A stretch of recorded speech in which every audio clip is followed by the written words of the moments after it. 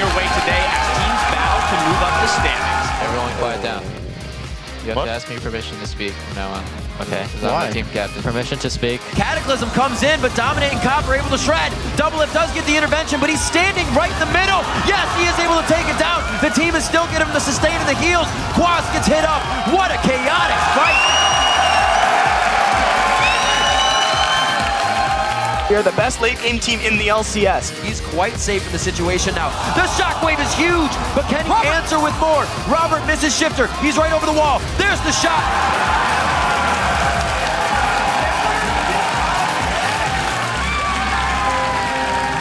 Krepo walks in, taking 3 shots from Vasily. He's still firing freely on the outside. Jumps to the back line. They're trying to focus him down.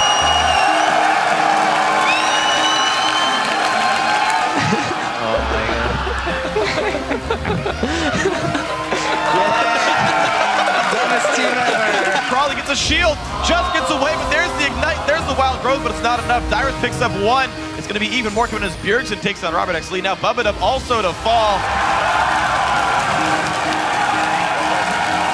You guys got this. Smash some plays. Oh my god. You move on to the next game.